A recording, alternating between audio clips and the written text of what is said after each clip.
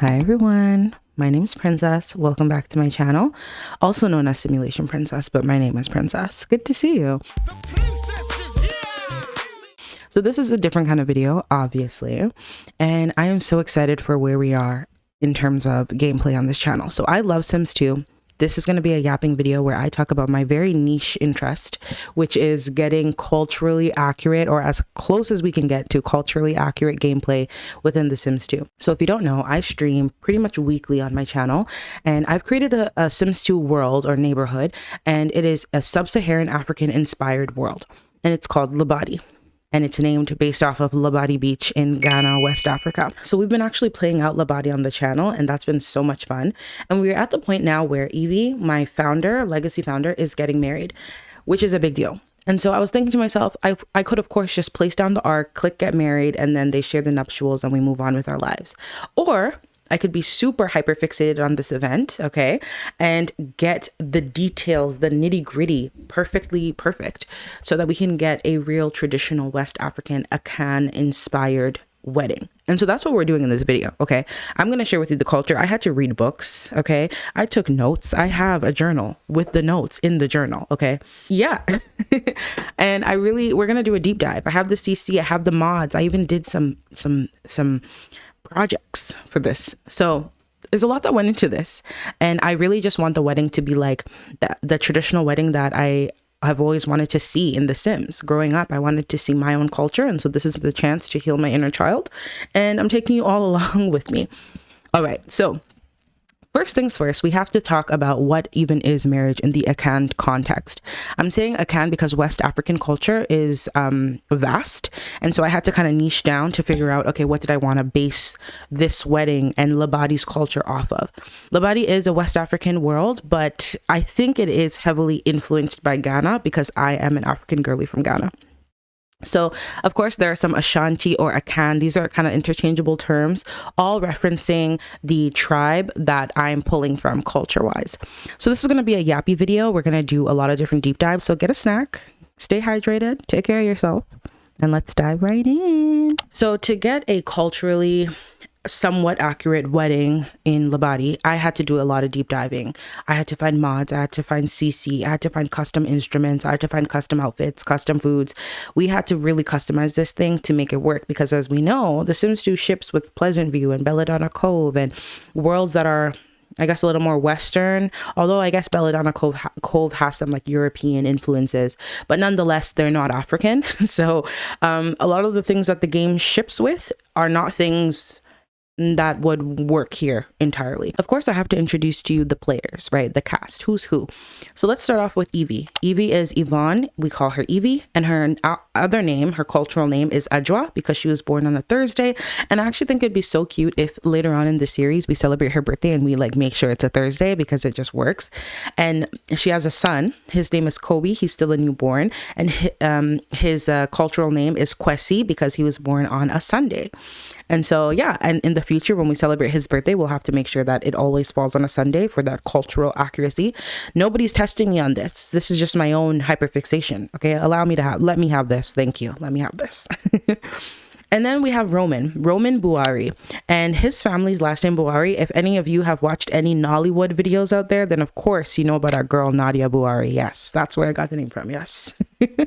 And so Roman is our groom. He is our fiance of the moment. And do we like Roman? I mean, according to chat in the stream, some people like Roman, some people don't like Roman. It's kind of split. I'm going to say it's split down the middle. He's kind of messy because he did try to sleep with Evie's aunt, but that's a story for another day. Again, check out the streams if you'd like to tap in. So Evie is the bride. Roman is the groom. And then we have Uncle Fred. Uncle Fred is Evie's father. Uncle Fred is a single father. Evie's mom is not in her life. And Uncle Fred is the man of the family, the eldest man of the family. And then we have some other players here. We have Auntie Marg. She is the aunt in question, the one that I was telling you about that was engaging in some messy entanglements with Roman, the fiance. And so Auntie Marg is, I guess, like the mother figure in Evie's life. Evie grew up with her aunt around, and her aunt taught her, I guess, a lot of like the homemaking things that your mom would essentially teach you in a more traditional style home. Auntie Marg was the one who supported Evie that way. And so growing up, they had a really good relationship. But right now, Auntie Marg, she's she's not serious. I think that's just the way I'm going to say it. She's not serious about having like a steady, healthy relationship with Evie because she's entertaining some side quests that I didn't really approve, right? And then we have Auntie Betty. Now, this is like the best thing about Labati is that we are looking at things from like a family lens. And in African culture, elders are like respected, very respected. And so I couldn't play Labati without having an elder. Auntie Betty is a senior. She's an elder life stage, but she's also the elder of the family. She's the one who you would go to when you want to make certain decisions. If there needs to be a mediator, Auntie Betty's your girl. And that's important culture-wise. I think it's important that we also talk about the landscape of Labati. Like, what does my sub-Saharan African-inspired Sims 2 world, that's a mouthful, what does it look like right now? If you take a look at this map right here, this is like the real-life map of the Ashanti region. So, like, this is what it looked like in a survey taken in 1945. So you can see that around the map is like the Northern Territories, and then right in the center is Ashanti region, and then underneath it is the Gold Coast colony. So in my thinking, Evie is from the Ashanti region in the center there, but then maybe Roman and his family are from the Northern Territory or a little more upwards. So they don't come from the same region, but they are similar cultures. And that's relevant for the story later on. But I think you can even tell if you look at the characters, right? There's a clear, distinct feature type that Evie and her dad have versus what Roman and his family have, especially when it comes to like skin tone and also like facial features. And so I tried to represent that, like Auntie Lydia, Miss Lydia. Did I introduce Roman's parents? Roman has parents, you guys. He has a mom and a dad, and they are Gideon and Lydia. And they come from the northern area. Even in my head, I'm thinking maybe I could pull some inspiration from like Ivory Coast or something like that. And so again, similar in culture, but not the same region. So this is what my Labati world is looking like right now. It's still very much in progress. There are so many builds that I've yet to complete, but my inspiration is kind of like a rural world. I don't really have high-rise buildings. I don't really have a lot of like modern architecture. There's farms, there's beaches, there's grasslands. It's kind of that vibe because I think with Sims 2, I've played so many city lots, right? I've played out Pleasant View, I've played out Belladonna Cove, I've played out a little bit of Ronaville. But even in the custom worlds that I've built myself, I have another world and it's called Sun City, and that's like a city-inspired world. And it's beautiful. I get to build all the modern things that I love. But at the same time, I felt like it would be a better challenge for myself if I was able to try to build something that was a little bit more rural. And so even with the hospital build, very rural, they grow the food to make the grandma's comfort soup because, in Sims 2, that's how you heal, through the grandma's comfort soup. So they actually like grow, like stockable foods, and it's a lot more slow. It's a lot less high tech. Even on some of my lots, I have wells that I've placed where Sims can go and gather water. They have electricity and things like that, but they also like don't have a washing machine, for example. That's not like a common thing. You would wash your clothes in the sink, and I'm using Lamar's simple laundry mod. You'd wash your clothes in the sink or wash your clothes outside and then hang them to dry. So like a laundry machine in this world would still be considered like a high-end commodity, but also we're not running on super retro systems for like energy and stuff like that, because I still wanted the gameplay to have some sort of ease. But Lamar actually has a power box mod, and that mod has been really good because if you know anything about Africa, especially West Africa, especially Ghana, Nigeria, we have something in Ghana, we call it doom. So doom means off, so means on, so it's called off on. And essentially that's because the government turns off the electricity at certain hours, and so you got to charge your devices early, girl. Stay ahead of the game, right? But yeah, it's an inconvenience for sure. But that power box mod heavily simulates that because Lamar has programmed that where your lights will cut probably twice a day. So there are times when I have to just cheat it and turn the lights back on because it's almost too realistic. But yeah, so this is just to kind of give like a landscape of Labati. It isn't medieval times, right? It's Africa. It's not super modern because we're in a rural space, but that's not to say that Africans don't have laundry machines and running water and things like this, because we do. I just wanted to allow some of those rural pieces to come reflect through the gameplay. So let's talk about marriage, and let's talk about what a sub-Saharan African marriage would look like. Again, heavily inspired by Akan culture, Ashanti culture. So first, I read this book, and it's called Marriage and Divorce. I guess, is it a book? Is it more like a publication or like a paper? It's giving paper. It's by T.E. Chie. It's either Chie or Kai, but I'm pretty sure it's Chie. T.E. Chie, and it's called Marriage and Divorce Among the Ashanti. And it was written in 1945. Crazy. Now you're probably wondering, like, why didn't I read something a little bit more modern, considering I have all these books behind me and I love to read? But the reason I did this is because I wanted to kind of understand before colonialism, before the white man's impression on Africa, what were the traditions, what were the cultures as it relates to marriage. And so I figured reading something that was a little bit more dated would offer me a better lens as to like what that looked like, because I'd like to incorporate as many ideal pre-colonial ideas as possible. Marriage, first of all, is not only the concern of the man and the woman, it's very much kinfolk focused. It's very much family focused. And marriage is considered highly important because it's of its effect on the lineage. So the lineage, and you're going to learn some Tree words here. Tree is the language of Ashanti people, and Tree is also what I speak, kind of. But okay, so the lineage is called Abusia. So in your marriage, you are very Abusia minded. You're very family minded. And so this is why with Evie and with Roman, there have been so many sit downs, there have been so many conversations that have been family focused, where Auntie Betty, mom, dad are all seated and they're all discussing what is going to happen next. And I guess the reason also for this is because Roman and Evie had a baby before they got married. And so again, the family was very much like, hey, what's going to happen? What are we doing? Also important to note that in my story, again, because this culture is very Abusia minded, very family focused, Auntie Lydia actually gave Roman and Evie a property of hers to live in temporarily for them to settle in because they had a baby. So again, very much family minded, working together for the greater good. I think, kind of. Let's see where the story goes. So when you want to marry someone in Akan culture, you have to get permission from your Abusia Penin. Abusia Penin. Penin means old. It's kind of like panini, but like it's not, Penin. So your Abusia Penin is your elder in your family. The person in your family that's older, the person in your family that's an elder, that's respected, that's seen generations, that's wise. That's your Abusia Penin. Every family has one. And so when you want to get married, both the man and the woman need to get permission from their Abusia Penin, from the elder of their family. And so in this context, the elder of our family is Auntie Betty. Auntie Betty is a woman, but she is still the Abusia Penin. In my world, girls rule the world, honey. In the book I'm reading, oftentimes it says before the white man. So like pre-colonialism, there were certain rules and responsibilities that each parent had as it relates to their child. And I thought this was really interesting because I think we can incorporate some of this.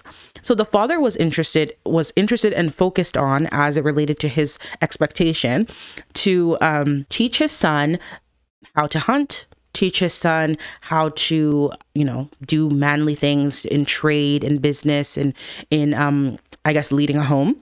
And he was also responsible for finding a wife for his son to marry. And I found that really interesting that the father was responsible for finding the wife. But yes, the father was very much responsible. And this had a name, and it was called Oware Mano. Oware means marriage. Mano means for them. So marry for them, or find someone to marry for them. And so the father was responsible for that. And then when he would find a wife for his son, and they would, proceed to go through all the wedding requirements and nuptial things, he would also buy his son a gun and gift his son a gun before the son would leave the home to start his own home. And obviously this was like for hunting purposes, but I thought that was like a really cool symbolic thing that we could incorporate.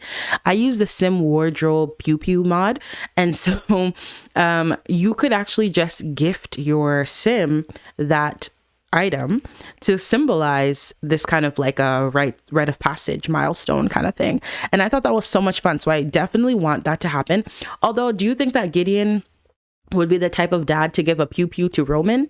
I don't know. But then also Roman, there was a burglar, so something happened. There was a burglar that came, and Roman did not fight the burglar, and Uncle Fred ran out of the house with a pew-pew. The burglar had already fled by then. Remember earlier I was like, Roman, if you can't defend my dad, how can you defend How can you defend me from a robber? I said something like that, right? Pissed. Uncle Fred's like, get out. Get out. Roman's like, you keep kicking me out. Where am I supposed to go, Uncle Fred? It's a burglar. They could have a gun or something. And you don't know that I have a rifle? Let me have them argue. You don't know that I have a rifle?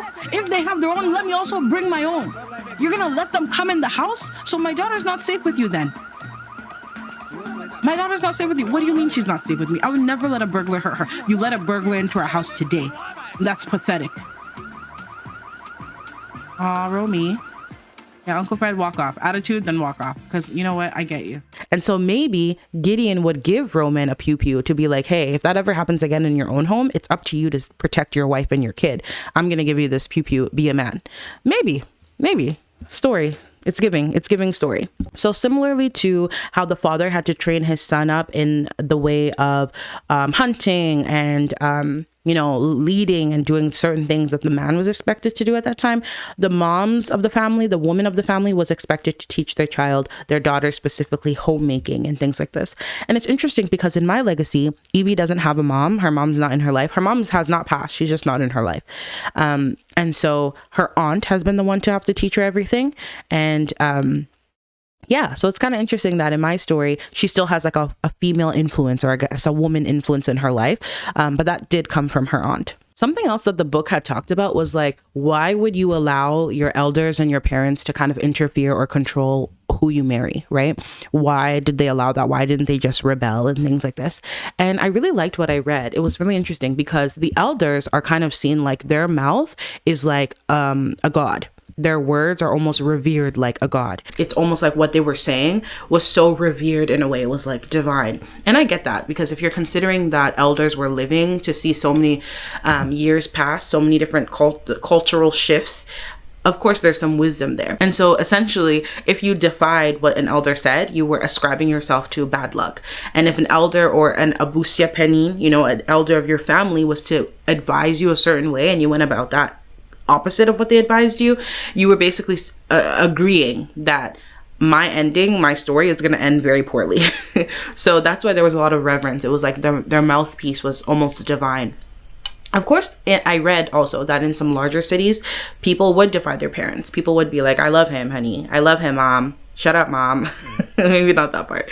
But people would defy their parents. And that usually was more common in larger cities. But I guess with the rural aspect of things, the closer knit community, the small town, I guess the approach was different. And again, Labati is rural. So I'd like to consider that there's a enmeshed kind of community. Another reason why folks were adamant about the Abusian focus, the lineage family focus, was because when your husband did something, you would appeal to your family. If you were married and your husband or your wife, right, your partner, did something to you, hurt you in some way, neglected you in some way, didn't fulfill their duty in some way, you had someone to kind of report to. You could go to your Abusia Penin and their Abusia Penin, because you have one and they have one. They have an elder of their family, you have an elder of yours. And there would be a big sit down and your partner would be held accountable. And so this accountability was like safety in a marriage. And so you wouldn't want to miss out on this, because then you get married, right, to the person that your family is saying don't marry. And then that person starts to act up and you can't report them to anybody. No, right? So that's why the family, keeping everything in the family, keeping everything family approved was important, because of that accountability piece ongoing. So there was eligibility criteria as it related to getting married. You couldn't just marry anybody. And I'd hope even today you're not just marrying anybody. Like, they should pass the test at least. Some of the eligibility criteria was that they couldn't be from the same lineage. And of course that makes sense. You wouldn't want to marry someone who you're related to in any capacity. But there were also, interestingly enough, some requirements as it relates to the in-laws. And I thought this was so funny because low-key, my Sims do not pass this test at all. But the in-laws had to be somewhat agreeable with each other. So like, it wasn't a Romeo and Juliet situation where it's like, you can't marry her, you can't be with him, and then they just agree one day. Like, it was very much, if I don't like that family, you're not going to marry. If I don't like his mom, you're not going to marry. So some of the things were that if the in-laws were greedy, right? If they were quarrelsome, always arguing, always starting beef, starting problems, this kind of thing. If they were litigious, and that means if they were prone to go to the law. So if they were giving Karen, right? Calling the police for every little thing was a no-no. It's just so funny. If they had some sort of illness like leprosy or fainting spells, if they were considered to be unclean in some capacity. These were things that were like eligibility criteria. And like I said, my Sims, they don't pass. They don't pass this test because Auntie Lydia is very rude, and here's a clip to show you why. Roman is like, I really love your daughter and really respect her. She and I are best friends. He's like, I can see that you two care about each other a lot, but the way you went about things is very disrespectful. My Evie, she has a career ahead of her. She's gonna be an environmental scientist. This is a complete detour. I understand that, sir, but you know, some environmental activists don't even make a lot of money. Dad, what are you talking about? Don't mind him. Environmental activism is a respectable career, and I respect Evie for all she's trying to do, sir. I promise you. This boy, he doesn't know anything. He's living in the clouds. He's living in La La Land. Frederick, let's have an honest conversation, parent to parent. Yes, I think that's what we need to do right now. Okay, well, what would you like to say? I don't know what they're about to say. What would you like to say then? Frederick, you work on a farm. You and Evie have a 2-bedroom house in this compound. I don't know what you think this is, but a child, to raise a Buari child, honey, tell them, to raise a child requires a lot. It's not a game, it's not a joke. It requires a lot. And you don't think I know this? I raised Yvonne by myself. And that's what we're saying, Frederick. What are you saying? Mom, Dad, chill. What are you guys on? No, let them talk. We're saying that the grandchild of a Buari family does not deserve to live in these conditions. Mom, stop. These conditions? No, let them talk. What do you mean these conditions? We mean a Buari grandchild deserves to have the best education, the best medical supplies, the best resources, and we can provide that, Fred. If you want to be serious about your daughter and her future, you think I'm not serious about my daughter and her future? Uncle Fred, I didn't know that this is what they're going to say. No, they think I'm not serious about my daughter and my future. Is it me that put the child in her stomach? It's your son that did that. It's like, this is true. This is true. We don't care about who's responsible. She had a choice in that hospital and she chose to keep the child. Therefore, we have to deal with the consequences, and whatever they may be, we accept them. That means we are going to make sure the child has the best. If it has our name, it will have the best. And I will not settle for anything besides this. Do you understand me? If you think you're old enough to kiss in a car and conceive a child, how are you going to afford this kid, son? How are you going to afford this child, Fred? I don't know. He will work at the farm with me. He will work at the farm with me. If we have to work day and night, we will work. I'll work at the farm, I guess. This is preposterous. The farm? The farm? You will not work at any farm. This is unheard of. Roman, you're not thinking. Don't let this girl ruin your future. Roman. Very not agreeable. Very inflamed. Very ready to pop off any given second. That's what it's giving. That very insulting, right? And soon to be very litigious. So they don't pass. They don't pass, but I'm gonna have them get married anyway, okay, for the story. But I guess in real life, this much beef this early on, but then also there's a child involved, right? Roman and Evie have a kid. So that does change things as well. Maybe they would be more inclined to push marriage because there's already a child involved, despite the in-laws getting in fights all the time. I don't know, maybe. So the woman's family usually wanted a man that was industrious, hardworking, manly, potent, character without blemish, you know, just the ideal guy. And as for the men, they wanted a woman that was also industrious, but respectful, obedient, sexually faithful. And then beauty was also a factor, but then the book said that beauty is often overlooked if all the other traits are there. So that was quite interesting. The part that I thought that was really interesting was also this idea of an ahohwa warrior. I'll say it again, ahohwa, which means like visitors. Ahohwa warrior means marriage. Ahohwa warrior. And that essentially means marrying somebody that's not from your town. A stranger danger.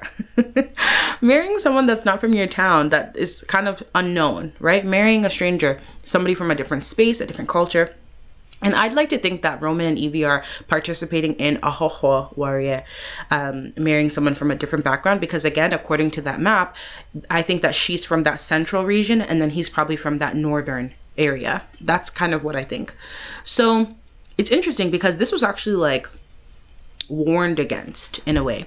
And there's this folklore, and I want to share it with you because it was fun to read about. But essentially, there was a girl and she and folklore is anansisem. So there was a story where a girl went to go and draw water from the river. She went to go draw water and she met this fine man. Okay, fine. And he was like, "You're so beautiful. I want to marry you. You're the one."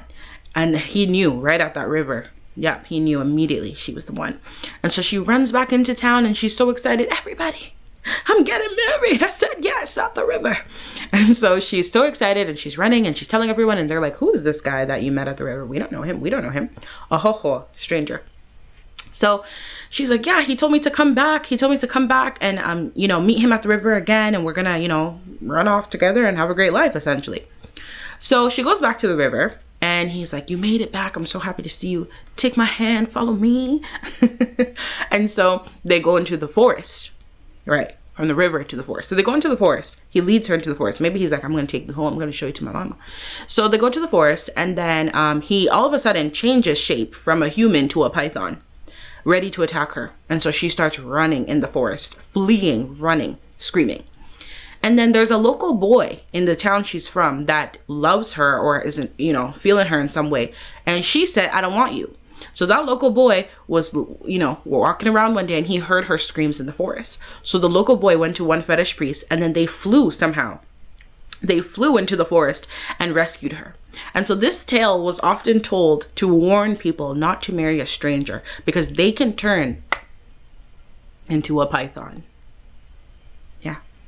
I thought that was so much fun. What a story, you guys. What a story. All right, so now we're going to get into the nitty-gritty of things. So what does a marriage look like when it comes to playing a sub-Saharan Akan-inspired wedding? So the first step is the knocking, and this step we've already done. Essentially, the knocking is the introduction.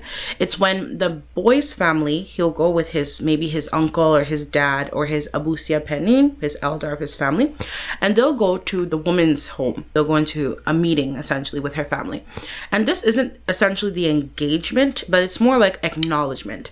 And so they'll bring schnapps, which is an alcoholic drink, and they'll bring like a bottle of it, bring it to the woman's family and say, "Hey, our son has found a flower in your garden and he would like to pick said flower.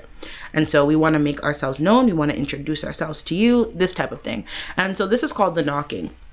It's still practiced today. Like even now, if in our culture, if you want to get married, you still have to do a knocking. You still have to go to the person's house and introduce yourself, which would make sense considering everything. And so Evie and Roman, they already had their knocking.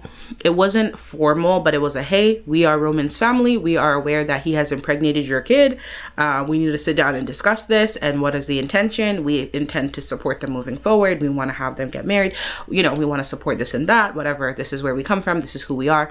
So they kind of already did that. Again, having the pregnancy piece changes things a little bit, but for the most part, I think it was culturally accurate. Then after that, we do the traditional wedding. So this is the part where we're working on it now. It hasn't yet happened. What happens at the traditional wedding? So the first thing is the presentation of gifts. Okay, we got to get those gifts in. And of course, with The Sims 2, we have a gift giving option. And so that's what I'm going to use to simulate this. So essentially, what were the gifts? The first thing is, of course, cash. Duh, money, but also meat. Meat was commonly given as a gift to the bride. It could even be an entire antelope. So meat was definitely something valuable, and you could kill it if it wasn't already dead, if they were giving you like a live sheep, but you could also slaughter the animal and then you'd have meat stored for a good chunk of time for your whole family. So meat was considered to be quite valuable, and that was a gift as well. Monetary gifts, like I said, were given, and this is actually the order. I took note of it in order of who gets the most money. So the bride's dad, and then the abusia penin, which would be the elder of the family, then the bride's mom, the bride's female relatives, the bride's brother, but then the highest amount would be to the bride herself. And this could be high depending on her social status. So if she was that girl, honey, she would be getting more money. And in my head, I think Evie is kind of that girl. I mean, she literally runs Long Live Labati. She runs an environmental group. in her university. She has a university degree. I think that contributes to your status in society. And she's on her way to being an environmental mogul at this point. So I think the status is giving. It's there. So this is the perfect time to show you some of the mods that I'm going to use to be able to accomplish this giving of livestock. So this is by Sun and Moon, and I'm on medievalsims.com. So this is the keep. And Sun and Moon has this really awesome mod. It's called the Barnyard Bash, and it's livestock and poultry. So as you can see here, there's cows, horses, sheep, goats, hogs, and chickens.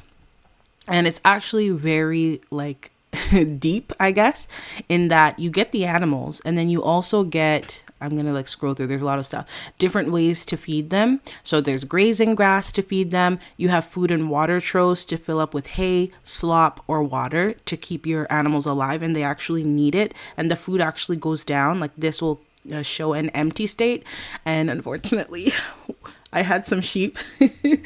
Evie bought 2 sheep, or 2 divas, and I unfortunately wasn't watching their water troughs and their food troughs enough, and yeah, they left us. They did. So it was devastating, but now we have hogs and we're watching and making sure they're going to stay alive. Okay. So that's what happened. But yeah, it's really cool because if you have, okay, this is what they look like deceased, which is sad, but the chickens produce eggs. You can shear the sheep to get wool. There's a horse vehicle to kind of keep yourself immersed, all sorts of pictures. So if you're doing a more modern game, if you're doing a retro game or something more medieval, or even this is really pretty. The tribal ones that could work for a world like Labati as well, right? But it's all very customizable. Same with the nesting boxes for the chicken. And then you actually have to go out and collect the eggs every day. And then they have different tools that you put into your inventory. So if you put the milk pail in your Sim's inventory, your Sim will autonomously go and milk the cows, things like this. I think this mod is so cool. It's so thorough. Sun and Moon stuff does require a lot of stuff. So make sure you read through that to make sure you have all the required mods. Like right here, the requirements: easy lot check, easy inventory check, making hay, which is another one of their mods, fetch water, which is another one of their mods, and then the timeout controller. So make sure you have all the requirements. But I think this mod would be perfect if Roman's family just bought a bunch of sheep or bought us a goat and then gave it to Uncle Fred and Evie as like a part of the dowry, a part of the gifts. It's perfect. I love it. Okay, in addition to this, I'm also looking at Nonsensical Pixels Tumblr, and they have a pantry party conversion. These pantry items are from Pierre Sims or Pierre Sims. Phenomenal. 10 out of 10. Pierre Sims, give your flowers, receive them, because this set is so good. The clutter items, the kitchen items, honestly, they are so good. I'm obsessed. So I was thinking, do you see this case right here? This set includes cases of like Coca-Cola, ginger ale, and then water, like Evian water, in Simlish. And so I was thinking, because, and later on I'll talk a little bit more about the schnapps, I could use this deco item to give to represent the drinks and the gifts and things like this. So because I love this set, it's so well done. Oh my gosh, I'm obsessed. I use this like in all the kitchens, the cereal boxes, but really these cans, so good. And I have a build that will come up after this video, and you'll see me use these in action in some like really creative ways. So, stay tuned for that. But this is from Nonsensical Pixels right here on Tumblr. And then finally, that food was deco, right? The Nonsensical, the pantry set that I just showed you. But my good friend, Belladova, has decorative food that's been turned into functional ingredients. So if you look here, all of these used to be deco. And Belladova has done the great work of going into SimPE and causing these foods to be stockable. It is phenomenal. So essentially you can have a grocery store, a functional grocery store in your game, and you can have all these items, and then your sim can buy them and actually stock the fridge with them, similarly to if you had tomatoes or apples in your inventory. And so the grocery experience is real. But what I'm more focused on is, well, maybe you see these wine boxes over here. Maybe I use those and I have Roman and his family gift those to Evie. And then Evie can stock her actual fridge and they become functional. So she has like food on hand for her home. And that's the gift of, the gift she's receiving from the groom. So there's different options, right? You go the stockable route, you go the deco route, we go the livestock route. We do all of the above, but good to have a little deep dive. It also depends on the groom's pockets. So if the groom is a little bit poorer, the expectation might be tailored a bit to do something that he could afford. So I realized that for that last segment that I just filmed, my mic wasn't working. I'm new to this, so give me grace. Give me grace. That was really annoying to find that out, but that's okay. So after the knocking and after the gifts presentation, now we get to the part that we're all waiting for. And this is the formal begging, okay? Begging, the yearning. And that's what we're missing in this generation, honestly. Like, nobody yearns anymore. Everything's too quick. Everything's too easy. So after the groom does the introduction, his family and them all go to the bride's family and they present their case and they say, I found a flower in your garden and I want to pick it. Our son is in love with your daughter. After that whole spiel, they will leave. The bride's family will be like, okay, we've heard you. We recognize you're interested. Let us talk to our kid, our daughter. So they leave and then they will talk to their daughter. And I really like this part because if you have a traditional wedding, even today, you do this part out loud in front of everyone, but it's still kind of nice and symbolic of like a woman's agency and autonomy. So the bride is asked 2 questions. Do you love this man? Sorry to this man, I don't know this man. Do you love this man? And then the second question is, are you willing to marry? And so according to the bride's response, if she says yes, hopefully she says yes, then her dad and her family will reach back out to the groom and say, okay, we've spoken to our daughter and she is willing to marry and she loves your kid.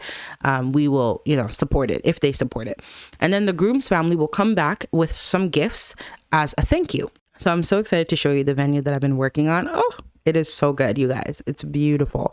So let's dive into what that's looking like. All right, so we are at the wedding venue. So far, it's called Labati Wedding Grounds, but I'm sure I'll come up with a uppity, bougie name for it. I'm so excited to show you what I've done so far. So some of it's in progress and some of it's done. So bear with me. Okay. So these flowers are all guarded off by invisible fences. So no one should be walking through, just to kind of give it some atmosphere at the front. So this middle part is done, and then the side parts we're going to work on together. You enter in, and this is the lovely wedding grounds, right? And it spans all the way back here. Okay, so if you've ever been to an African wedding, especially a traditional one, these chairs are familiar to you. These are like those, like the throne chairs, the peacock chairs, And so the bride and groom will sit on these chairs. And so I decked it out with a bunch of flowers. All right, so we're going to look through my Pinterest inspiration, and then you'll kind of see the vision come to life.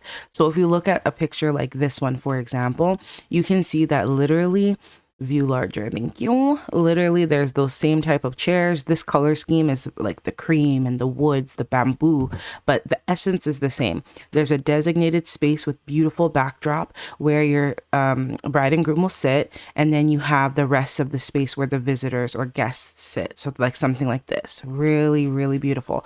And so luckily I found similar chairs, as we can see, right? And I decked it out with the flowers and everything. You can see it all there to kind of give that same vibe. And I've been to like most of the weddings I've been to have this. So it's really exciting to be able to see that in game. I'll show you some more. This one is really beautiful. Look how stunning that is. And it's like throne chairs. So sometimes it's the more boho looking chair. Sometimes it's like throne chairs, bunch of flowers, florals all over, pictures, decor. But that's the essence of it, right? The space where the bride and groom sit is extremely, extremely decked out. Sometimes they use couches and the bride and groom would sit here instead. And this is cute, even in game, if you wanted your Sims to like cuddle on the couch when they're sitting together, that's also cute too. I went for the 2 separate chairs because again, that's what I've seen in real life. And I wanted to kind of emulate that. Look at this, the draping and then the chairs, right? So this is very much giving traditional West African wedding of 2025. Of today, you're going to see this. And then I wanted to show like, look at this. This couple is so gorgeous. And you can see they're both sitting on the chairs, the backdrops, their initials, Mr. and Mrs., and then all the florals. Beautiful. Beautiful. I love it. I'm obsessed. This one also is giving very much so. I love this picture. And again, same idea, right? With the florals, the couple sits on the throne chairs, their people surround them, and there's just beautiful decor all around. So that's the inspo for like the focal point where the bride and groom will sit. And then the rest of it was kind of inspired by something like this, and just like a shaded area where your visitors would sit. And it's quite simple. They wouldn't be eating there, so they would just sit down and watch. This one was cool too. I kind of like the idea of the family facing each other. That's actually more common in traditional weddings, the bride's family, the groom's family, so that when they're doing all their negotiations and stuff, they're looking at each other. But just for the sake of the game, I just wanted them to face where the marriage will take place. And then this is some inspo I pinned for the buffet, and we're going to work on that together. I love the rustic. I love all the bowls, the sculptures. I love the florals. Like, this is beautiful. So we're going to work on that part together, but this was inspo for that. Yeah, as you can see, very much in the nitty gritty of it all, and very much enjoying being as detail oriented as possible as it relates to The Sims. We have this area, like I said, and this is their beautiful throne area. This is where the couple will come up. There's stairs on the side here. And because I have Lamar's mod, and that mod is this one right here, chores pusher, and you can also assign seating. So I'll use this mod here. I think I even hit it at the back. Yeah, I did, as you can see. I'll use this mod here, and I'll assign this seat for Roman and this seat for Evie so that no other people will sit here. And that's perfect. And then I put their like fake initials, I don't know, back here with a bunch of florals. I think it looks so good. And then as you come forward, this is actually the wedding arc. So they'll sit here once they're married, but this is the idyllic island ever after. Yeah. This is the wedding arc. So they'll actually come down here to perform like the ceremony rites, as you can see. And then I use these lovely chairs. Again, they're facing this way because the wedding arc is this way. Maybe, I mean, it's not bad if they face this way, but I figured just facing the front. And then you can see that these chairs are a bit different. And that's because this is where the family will sit, and the family needs to be, especially we're talking about the Buaris. Hello, they're rich, they're wealthy, they're of status. They want different chairs than the regulars. So the family is going to sit here, and Evie's family will sit here, and I'll use that same mod to select the seats and restrict the seating. So only Uncle Fred, only Auntie Christy, only Auntie Marg, only Auntie Betty. And then same with Roman's people as well, so that the seating is assigned in the best way. In the back here, you can see these are just like regular chairs, and I just picked the pink draping, and there are all sorts of colors that you could go with. I wished that there was like an orange. There's this one, but it was kind of looking funny when I did it for all of the seating, so I just went with the pink. Beautiful. We put the string lights all over. This is stunning. And then you can see right here in the center I have a mic, and this isn't for singing, it's the opportunity pack, because at a point the elder of the family, like we said, they're going to negotiate, right? They're going to stand and they're going to talk to the bride's family and the groom's family, and they're going to ask the groom's family, do you have the sheep and the things that you're presenting to the bride's family? So they'll be exchanging of gifts. And then we're going to ask the bride, Evie in this case, are you willing to marry? Do you want us to accept these gifts? Do you want to marry? So all of that's going to happen here at the wedding, which is so exciting. And also, fun fact, in real life, in these type of traditional weddings, you would actually, like in modern day, you would be asked by your dad or your elder, and you would be asked, do you want us to accept the groom's gifts? Basically, do you want to marry? And then the brides will say like really extra stuff like, Dad, if you don't accept the gifts, I don't know what I'll do with myself, or like I'll off myself, like being extra to be like, I love him, Dad. But like in a funny way, not like serious mental health emergency way, so yeah, so this is the beautiful way right here. I love. And then I put this like a gazebo looking thing. What is this actually called? Arbor. Apparently that's called an arbor. So I put this arbor here with this heart rose on the floor, and then there's a DJ out back here. And so I figured this is where they could do their little dances and stuff like that. And then I put dance tiles all around, as you can see, so that everyone can just kind of, get with it, just have a good time and dance. So this is kind of the dance area.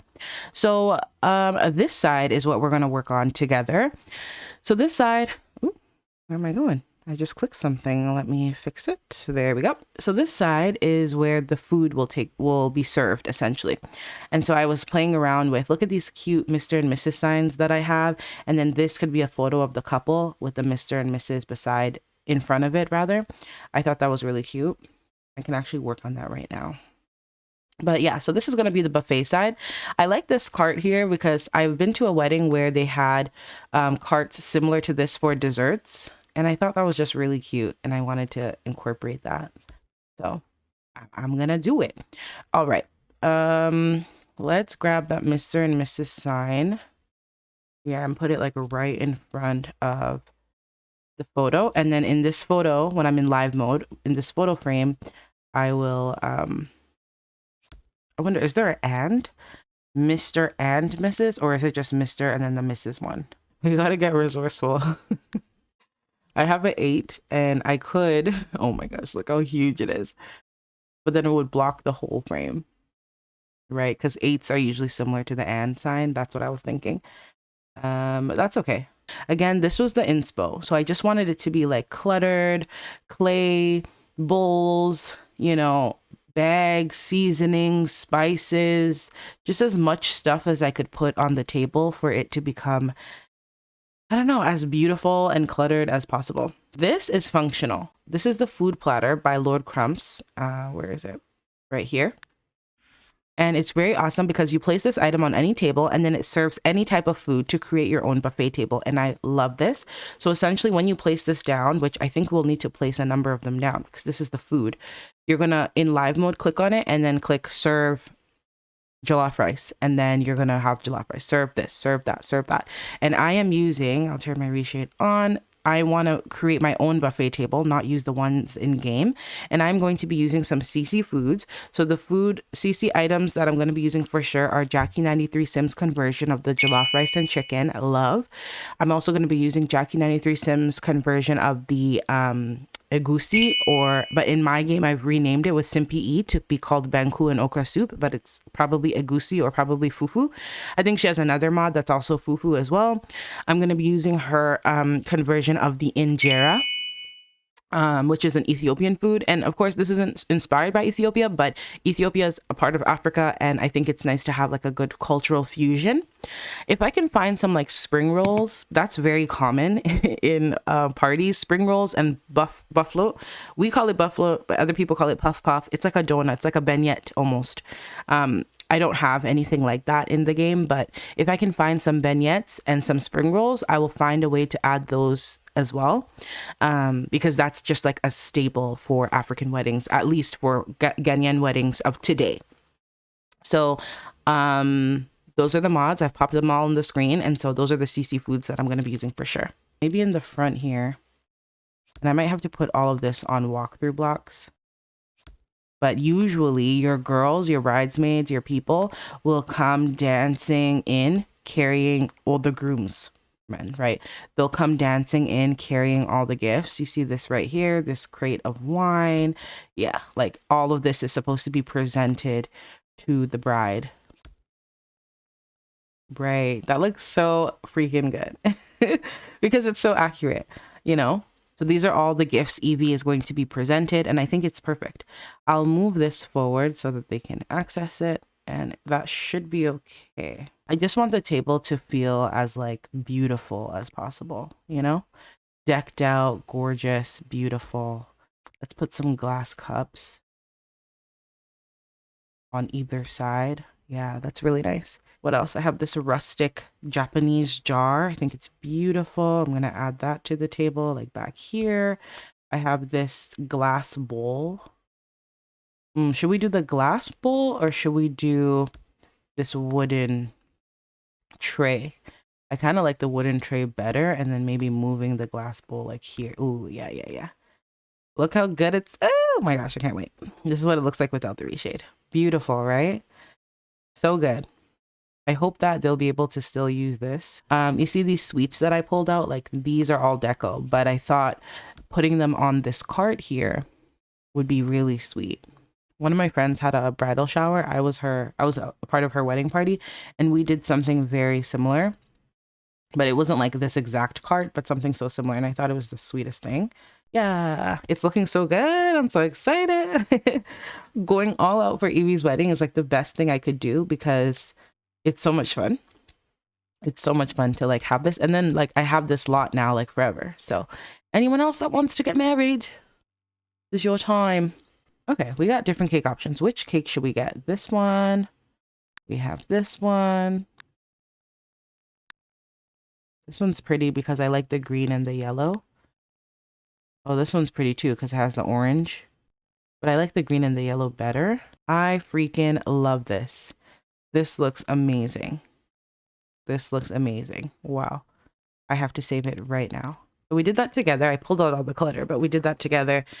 I love it. It looks so good. So this is where they will, I don't know if I'm going to keep this umbrella back here. I thought it was kind of nice just to have like, you know, something. So I might keep it.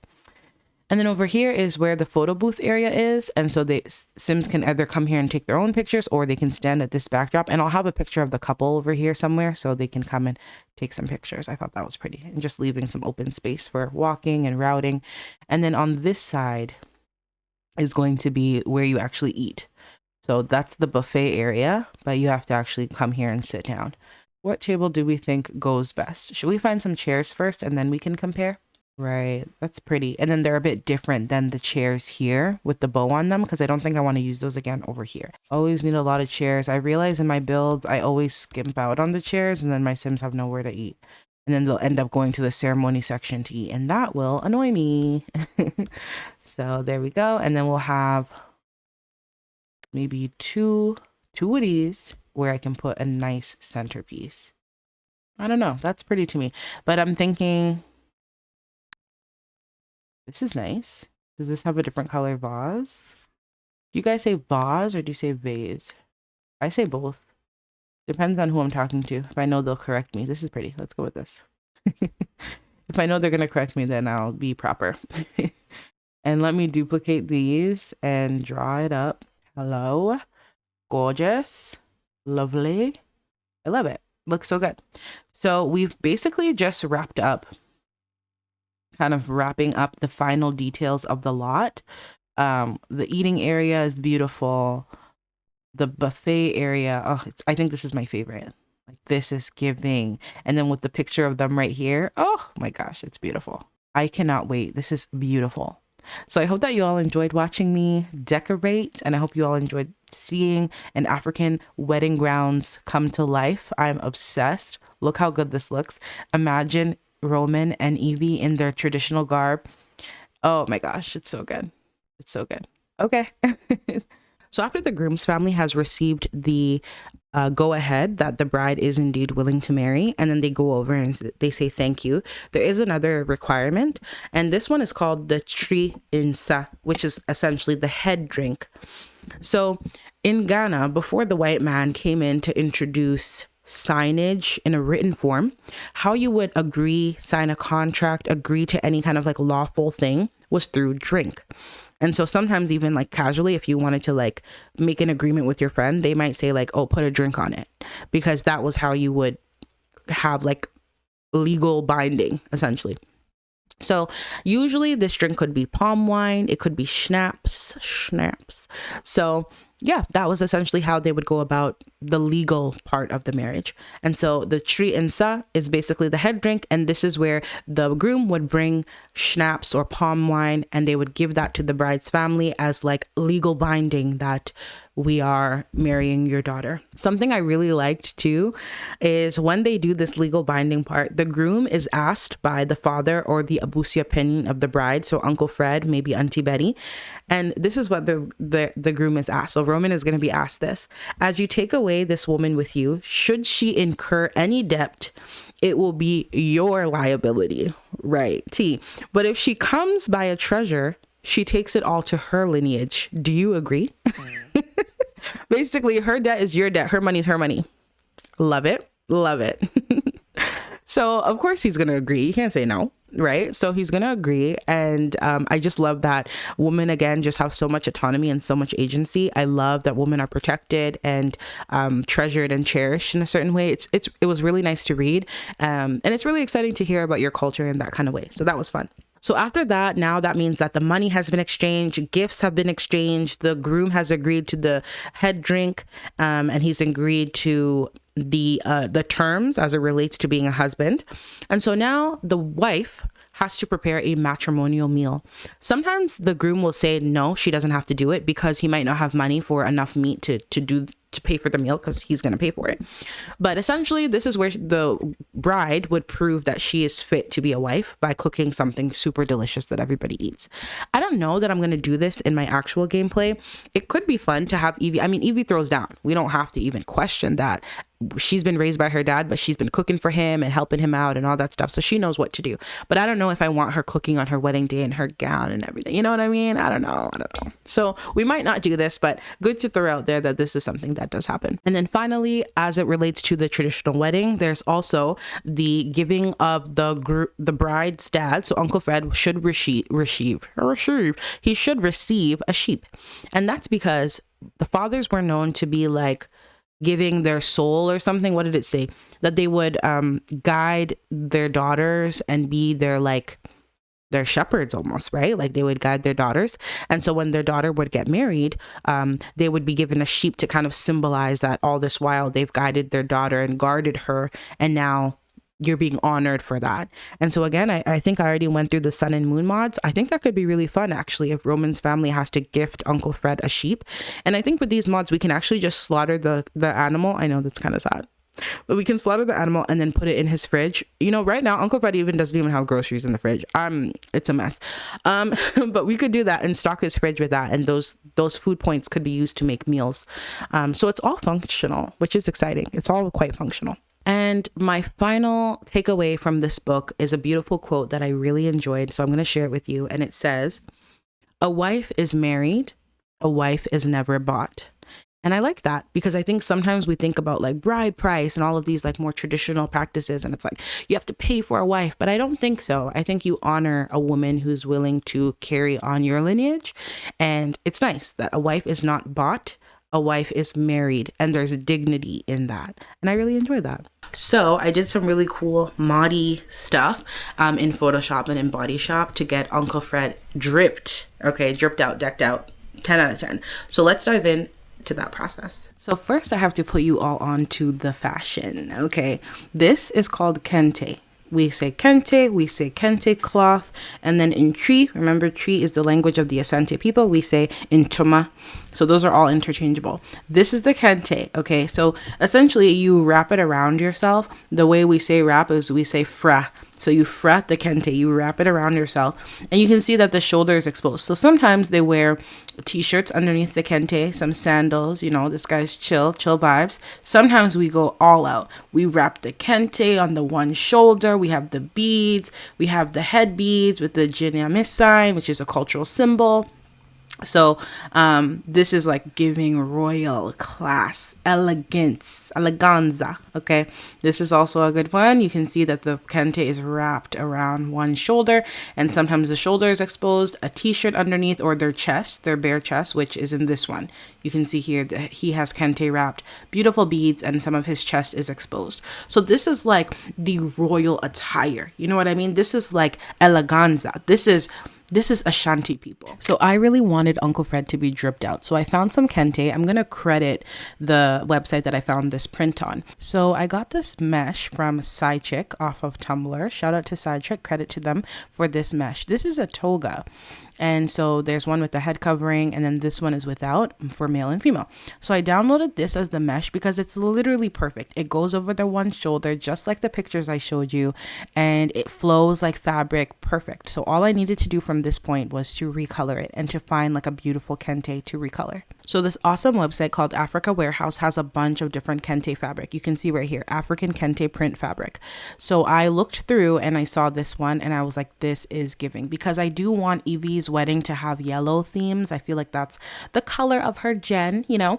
And so I was like, this is beautiful because I've literally seen this. I feel like my dad has worn this same kente, like the same one. So I was like, this is it for me. Like, I need to get this. So I went ahead and downloaded this photo. So shout out to Africa Warehouse. This is the credit for the texture. But you can see here that the kente looked really large, right? So what I ended up doing is resizing that kente texture to make it a bit more detailed rather than one big kente fabric. It's like smaller kente fabrics patched together almost, and that's what made all of the difference. So if you look at the before and the after, oh my gosh, I'm obsessed with this, you guys. It's so good. Like I had to show my mom. I was like, look at this. Like we've done it, mom. I've cracked the code. And so I put Uncle Fred that in a red shirt. This might change, maybe white, maybe not, maybe no shirt. It is so good. Like, it is so good. So I just want to compare the two. One on the right there, you can see it's just a big texture. It almost looks too big. It looks clunky. But on the other side, you can see that it's a texture where it's like kente patches put together, so it looks more accurate. So that's kind of the tinkering I had to do. But you guys, isn't this mesh everything? Hello, it is so good. It is so good. I'm about to recolor this in every single color pattern I can find. Literally, like, my mind is blown. So shout out, credit for the mesh, credit for the texture, all links down below, and then my recolors will also be down below. So if you want to throw your Sims a traditional African wedding, get the kente. Okay, period. So I have yapped long enough, I think. This has been such a fun video to film, and I hope that you all enjoyed it as well. I think that I want to continue to do more deep dives. Shout out to the book that I read, and I put all the information on the screen, and I put everything down below as well. And I hope that I can keep doing videos like this, because it kind of enriches the gameplay, because now there's more meaning and intention, and again, all that infused culture into the gameplay. Normally, I'm just a simmer, and I would just build a house and create the Sims and kind of move on. But I think taking things a little bit slower, I'm using quotations because the legacy is moving forward. We're already on Gen 2. We have Kobe, we have the baby. But moving in an intentional way enriches my gameplay with Sims 2, and it's so exciting to share that with you.